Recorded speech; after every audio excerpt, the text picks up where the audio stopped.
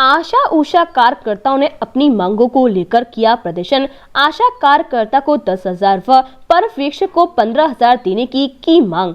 राजगढ़ जिले के नरसिंहगढ़ में आशा उषा कार्यकर्ताओं ने हड़ताल करते प्रदेश सरकार से अपनी विभिन्न मांगों को लेकर नारेबाजी करते हुए एसडीएम कार्यालय पहुंचकर एसडीएम अंशुमन राज व ब्लॉक मेडिकल ऑफिसर डॉक्टर गौरव त्रिपाठी को मुख्यमंत्री के नाम ज्ञापन सौंपा।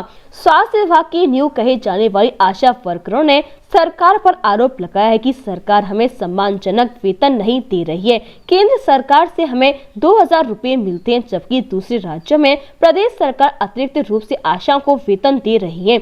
यही नहीं, कोविड महामारी में भी आशा उषा कार्यकर्ताओं ने ग्रामीण अंचलों में रहकर लोगों तक स्वास्थ्य सुविधा पहुंचाकर एक महत्वपूर्ण भूमिका निभाई थी, जिसकी तारीफ प्रधानमंत्री नरेंद्र मोदी जी ने भी की थी। मगर आशा कार्यकर्ताओं को अभी तक कोई भी सम्मानजनक वेतन सरकार द्वारा सुनिश्चित नहीं किया गया, जबकि शासन की महत्वपूर्ण योजनाओं का क्रियान्वयन गाँव के अंतिम व्यक्ति तक आशा कार्यकर्ता द्वारा ही पहुंचाया जाता है। फिर भी उन्हें 2,000 रुपए में ही अपना काम चलाना पड़ रहा है। वहीं आशा उषा कार्यकर्ताओं की माने तो उनका कहना है कि आज के इस महंगाई के दौर में 2-2.5 हजार रुपए में घर खर्च चलाना भी मुश्किल होता है। उसके बाद भी हम लोग बिना स्वार्थ के लोगों के बीच रहकर स्वास्थ्य सुविधाएं पहुंचाने का काम कर रही हैं। मगर 2018 से लेकर आज तक हम अपने नियमितीकरण व वेतन वृद्धि को लेकर सरकार को ज्ञापन सौंप रहे हैं और हड़तालों के माध्यम से मांग की जा रही है। मगर प्रदेश के मुखिया मामाजी शिवराज सिंह जी चौहान भाइयों के लिए पिटारा खोलने की बात करते हैं, मगर आज तक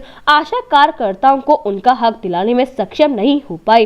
अब देखना होगा कि वह हमारी मांगों को कब तक पूरा करते हैं। वहीं नरसिंहगढ़ विधायक महाराज राज्यवर्धन सिंह से भी उन्होंने मुलाकात कर मुख्यमंत्री के नाम ज्ञापन सौंपा है, जिस पर विधायक सिंह ने आश्वासन देते हुए कहा कि आपकी वेतन वृद्धि को लेकर हम विधानसभा में क्वेश्चन उठाएंगे और सरकार के सामने आपकी बात रखेंगे। मैं आपकी मांगों से सहमत हूं और मैं आपके साथ हूं। वहीं 2023 विधानसभा चुनाव की तरफ इशारा करते हुए आशा कार्यकर्ताओं ने कहा कि प्रदेश में 75,000 आशा कार्यकर्ता काम कर रही हैं और उनका परिवार, अब उसके हिसाब से आप अंदाजा लगा सकते हैं। वो मिलना चाहिए इनको। मैं भी सहमत हूँ इससे। महंगाई का जमाना है, 2,000 में गुजारा कौन किसका होगा। पहली बात तो ये है ना। सर, आप क्या विधानसभा में उठाएंगे मामले? जी, विधानसभा जब सेशन चालू होगा, मैंने इनसे बोला कि इसी मामले को हम सरकार के सामने विधानसभा के माध्यम से रखेंगे कि इनके मतलब इनका मानदेय बढ़ाया जाए। परमानेंट करने का काम मैंने नहीं किया है, मानदेय बढ़ाने की बात करी। सर, लगातार पिछले 3 सालों से आशाएं धरना प्रदर्शन और अपनी मांगों को लेकर सरकार से मांग करती आ रही है, मगर अभी तक इनको आश्वासन के सिवा कुछ नहीं मिला। आप क्या आगे? देखिए, सरकार का एक बजट होता है, सरकार भी एक अपना आर्थिक उससे चलती है। सरकार ने बाजार से ब्याज से पैसा ले रखा है विकास कार्यों के लिए, तनख्वाह करोड़ों बढ़ती है, तो सरकार विचार कर रही है और धीरे धीरे सब चीज़ व्यवस्थित हो जाएगी। आज ही एकदम नहीं हो जाएगी, धीरे धीरे सब चीज़ व्यवस्थित हो जाएगी। इनकी मांगे भी विधायक इनके लड़ाई को लेकर प्रयासरत रहेंगे? नहीं, इनकी लड़ाई नहीं, इनकी मांग है। इनकी मांग को लेकर मैं पूरा प्रयासरत रहूँगा। मांगों को लेकर आप यहाँ एसडीएम कार्यालय पहुँचे? जी, हम मध्य प्रदेश आशा उषा सहयोगी संगठन की तरफ से 1 दिवसीय ज्ञापन हम लोगों ने दिया है, जिसमें पूरे प्रदेश में ज्ञापन दिया गया है। और हमारी मुख्य मांग यही है कि जो हमें टुकड़ों में पैसा दिया जाता है वो टुकड़ों में ना देके एकमुश्त दिया जाए और जो भी है सम्मानजनक राशि हमें दी जाए, जिसके लिए शासन प्रशासन कई विकास कार्यों के लिए करोड़ों रुपए खर्च कर रही है, लेकिन हम गरीब बहनों के लिए उन्हें 200 रुपये प्रतिदिन की मजदूरी भी हमें नहीं मिल पा रही है। तो हमारी यही शासन प्रशासन से उम्मीद है कि वो हमें एक सम्मानजनक वेतन के रूप में दे। कितना वेतन आपकी मांग है? हमारा है कि जो रूटीन हम लोगों को मिलता है 2,000 रुपये, वो शासन 5,000 रुपये कर दे और जो आशा पर्यवेक्षक है उन्हें कम से कम पेट्रोल भत्ता शासन प्रशासन की तरफ से दिया जाए। अभी क्या मिल रहा है आपको? कितना मिल रहा है? आशा कार्यकर्ता को सिर्फ 2,000 रूटीन, वो भी केंद्र शासन की तरफ से दिया जाता है, राज्य शासन की तरफ से नहीं दिया जाता है। और आशा पर्यवेक्षक को मात्र 250 रुपये दिए जाते हैं। अभी जो कोरोना महामारी में आपने जो सेवा दी है जी, सरकार आपको वापस इस मौके पर सेवा देती है, तो आप देना चाहेंगे सेवा?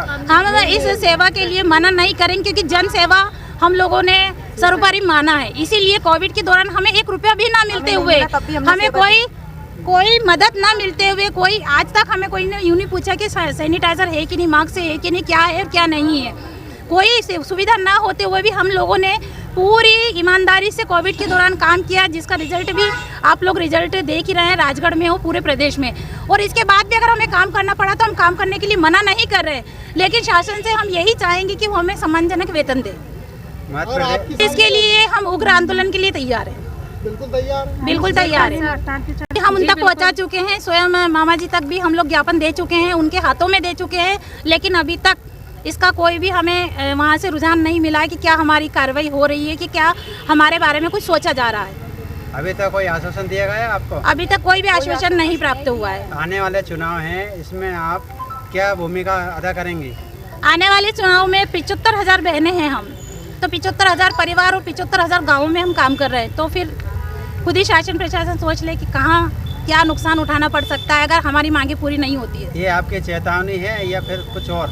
ये हमारी सिर्फ एक मांग है कि भैया या तो हमारी मांगे पूरी कर लो, या फिर जो भी होगा आगे उसका मध्य प्रदेश के मुखिया है, जैसे मामा जी है, तो आप भांजियों के लिए सरकार ये कदम उठाएगी, आपकी मांगे मानेंगे? अगर वे मामा बन के बैठे हैं तो बहनों के लिए उन्हें सोचना चाहिए, भांजियों के लिए उन्हें सोचना चाहिए, महिलाओं के लिए उन्हें सोचना चाहिए कि आज परिवार के साथ साथ देश को भी कोई सेवा दे रही हैं।